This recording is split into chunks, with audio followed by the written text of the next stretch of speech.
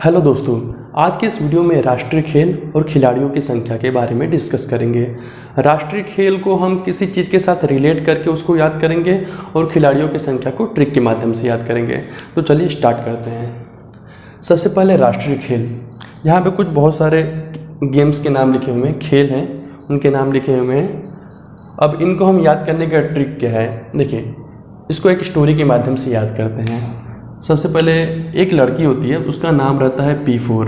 ये एक स्टोरी है, आपके दिमाग में बहुत इजी तरीके से बैठ जाएगा। P4 नाम की एक लड़की रहती है, उसको बास्केटबॉल खेलने का बहुत शौक होता है, ठीक है। फिर वो क्या करती है, उसने जिम खोल लेती है। तो हमारा जो ट्रिक है, मतलब यही ट्रिक है, ये स्टोरी ही। P4 नाम की जो लड़की रहती है, P4 बास्केटबॉल, P4 बास्केटबॉल वाली, ठीक है। वाली इसलिए क्योंकि वो बास्केटबॉल खेलती रहती है। P4 बास्केटबॉल वाली ने जिम खोली, ठीक है, वो जिम खोल लेती है। यही हमारा ट्रिक है, इसको आप 3 से 4 बार बोल लीजिए। P4 बास्केटबॉल वाली ने जिम खोली, P4 बास्केटबॉल वाली ने जिम खोली।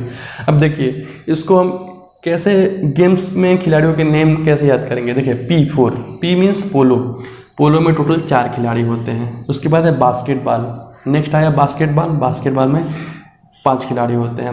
वाली, वाली से आप वॉलीबॉल, वॉलीबॉल में टोटल 6 खिलाड़ी होते हैं। नेटबॉल, नेटबॉल में ने यहाँ पे आया, ने से नेटबॉल, नेटबॉल में 7। फिर उसके बाद जिम, जिम से जिम्नास्टिक, जिम्नास्टिक में टोटल 8 खिलाड़ी होते हैं।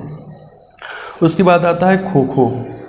देखिए यहाँ पे लिखा है खोली, खो से खो खो, इससे आप ऐसे रिलेट करके याद कर सकते हैं, ठीक है। बहुत ईजी है। P4 यानी पोलो, पोलो में 4 खिलाड़ी होते हैं। बास्केटबॉल, जैसे जैसे बास्केटबॉल, वॉलीबॉल, नेटबॉल, जैसे जैसे नेम है, जैसे जिम्नास्टिक, खो खो, खोली से खो खो। अब वैसे ही आप सीक्वेंस वाइज लिखते जाइए, 4 5 6 7 8 9, ठीक है। बहुत ही तरह से याद हो जाएगा। अब कोई भी पूछे नेटबॉल तो आप सीधे दिमाग में आएगा P4 बास्केटबॉल, P4 बास्केटबॉल वाली ने नेटबॉल, नेटबॉल में नहीं 7 खिलाड़ी होते हैं, ऐसे याद कर सकते हैं। और उसके साथ साथ ये भी याद कर लीजिए नेटबॉल, नेटबॉल में 7 खिलाड़ी होते हैं और कबड्डी में भी 7 खिलाड़ी होते हैं।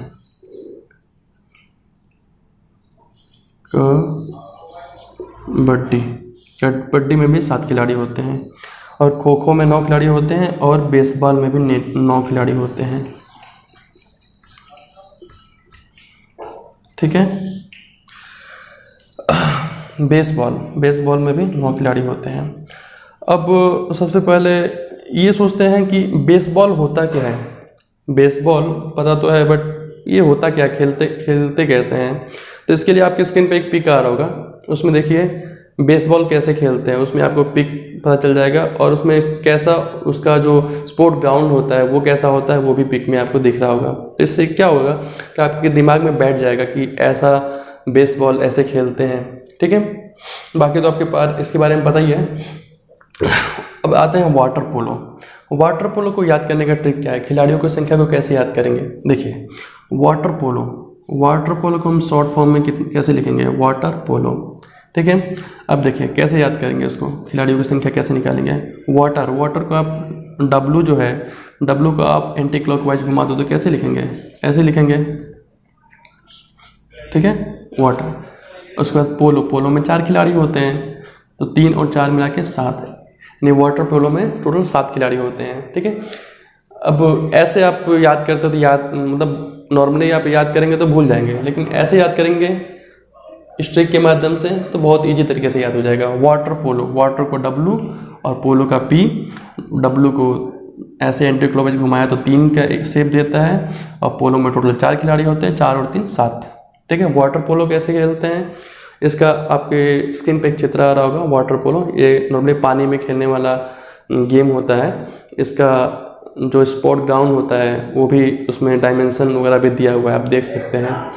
वाटर पानी के अंदर ही 2 टीमें होती हैं, 7 खिलाड़ी होते हैं। 6 मेन ग्राउंड में होती हैं, यानी वो पानी में होती हैं, बाकी एक जो गोलकीपर होता है उसमें, ठीक है। उसके बाद आता है क्रिकेट, हॉकी, फुटबॉल। इसमें कितने खिलाड़ी होते हैं? तो बहुत ईजी है, क्रिकेट में पता ही है, सबको पता है 11 खिलाड़ी होते हैं, हॉकी में भी 11 खिलाड़ी होते हैं, फुटबॉल में भी 11 खिलाड़ी होते हैं। तो ये तीनों गेम्स हैं, तीनों खेल में कितने खिलाड़ी होते हैं? 11।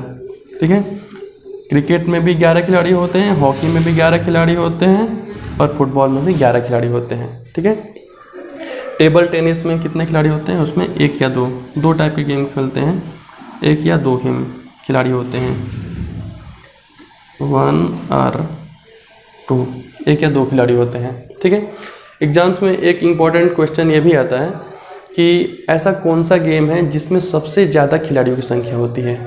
ठीक है, तो ऐसा कौन सा गेम है जो में सबसे ज़्यादा खिलाड़ियों की संख्या होती है? तो वो होती है रग्बी। रग्बी में टोटल खिलाड़ियों की संख्या कितनी होती है? 15। ठीक है, और ये कौन से देश का राष्ट्रीय खेल है? ये है स्कॉटलैंड।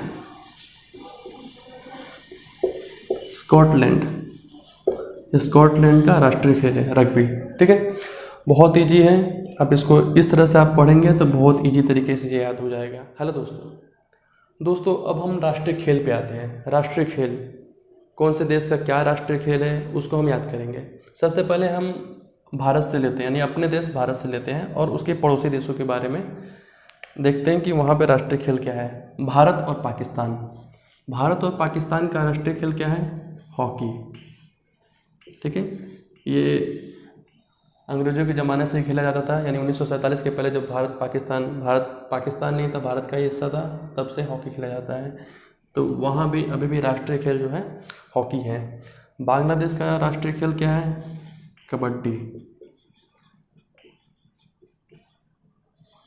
कबड्डी। श्रीलंका का राष्ट्रीय खेल क्या है? वॉलीबॉल।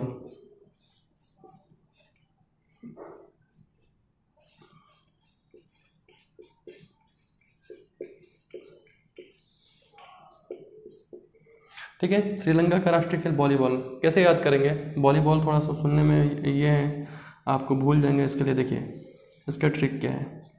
देखिए श्रीलंका का मैप लगभग ऐसा ही है, श्रीलंका, और ये चारों तरफ से समुद्र से घिरा हुआ है। और समुद्र से घिरे होने के मतलब है कि इसके आसपास के जो भी समुद्र के किनारे के इलाका हो वहाँ पे बहुत सारे बीचेज हैं। तो बीच पे कौन सा खेल ज़्यादा खेलना पसंद करेंगे लोग? वॉलीबॉल। तो वॉलीबॉल जो है श्रीलंका का राष्ट्रीय खेल है। ये ऐसे हम इसको याद करेंगे। भूटान का राष्ट्रीय खेल है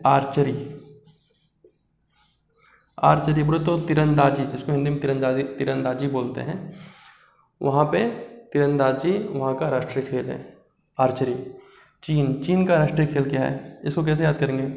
तो सबसे पहले देखिए तो चीन एक ऐसा देश है जो कम्युनिस्ट है, आइसोलेटेड है, मतलब वो ज़्यादा बाहर के देशों से ज़्यादा ताल्लुक़ नहीं रखता है।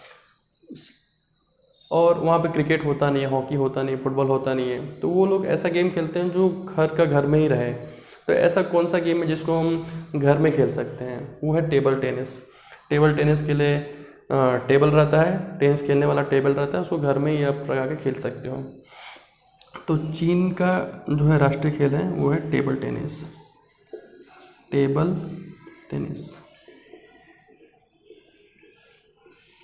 इसके बाद नेपाल का राष्ट्रीय खेल क्या है? डांडी बियो वहाँ का राष्ट्रीय खेल था, जो वहाँ के ग्रामीण क्षेत्रों में खेले जाते थे। लेकिन अभी का जो राष्ट्रीय खेल है, लेटेस्ट जो है नेपाल का राष्ट्रीय खेल वॉलीबॉल है। ये वॉलीबॉल जो राष्ट्रीय खेल है, इसका दर्जा कब मिला? 23 मई, याद कर लीजिए, 23 मई 2017 को नेपाल का राष्ट्रीय खेल वॉलीबॉल बना दिया गया। वॉलीबॉल, ठीक है। नेपाल का राष्ट्रीय खेल क्या हुआ? वॉलीबॉल। अब देखिए जापान का राष्ट्रीय खेल क्या है? जूडो। इंडोनेशिया और मलेशिया, ये दोनों का राष्ट्रीय खेल क्या है? बैडमिंटन।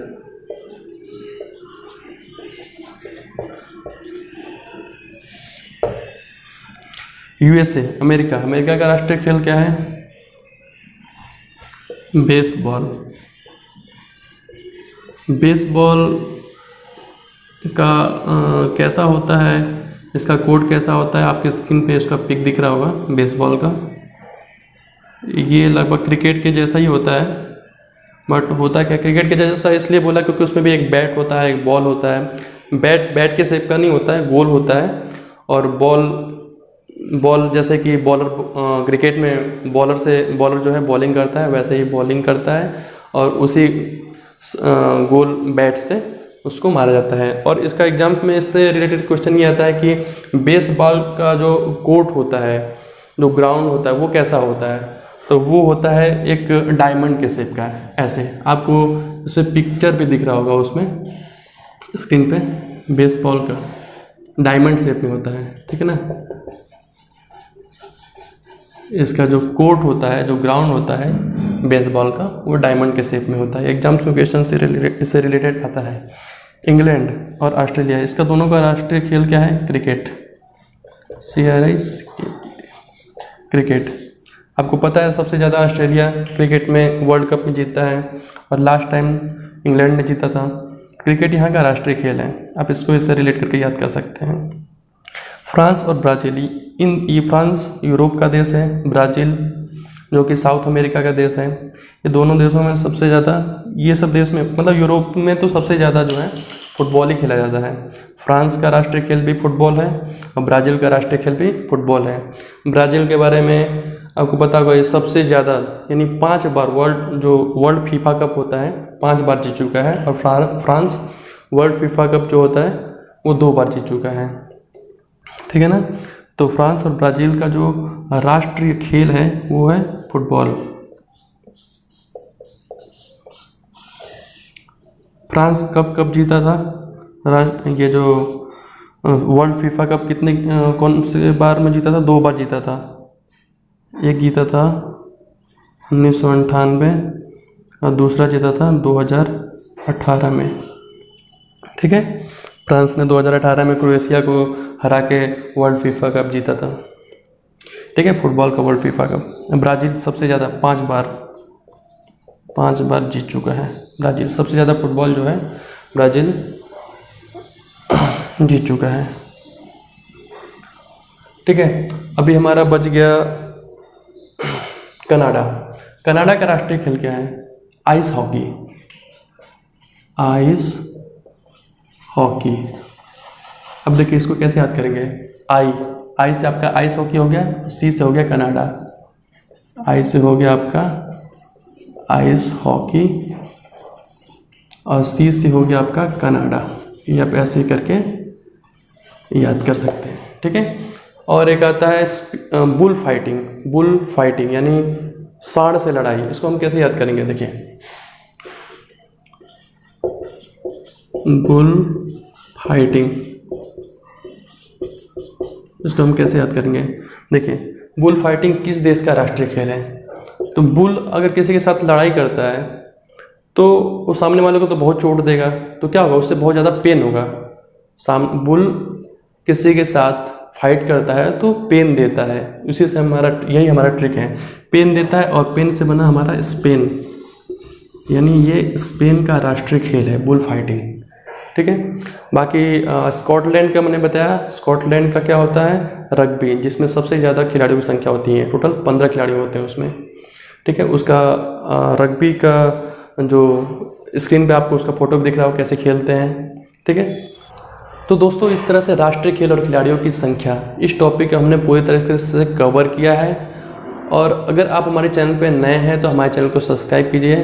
हमारे चैनल पे जीके, जीएस, साइंस से रिलेटेड जितनी भी टॉपिक्स आते हैं, सिलेबस आते हैं, उनको हम तैयार करवाते हैं, रेडी करवाते हैं। और उन चीज़ों पे हमारा मेन फोकस होता है जो एग्जाम्स में क्वेश्चंस पूछते हैं, उनको हम कैसे आसानी से याद करवा सकें और ट्रिक के माध्यम से याद करवा सकें। ट्रिक के माध्यम से याद करेंगे तो आपको बहुत ही लंबे समय तक याद रहेगा।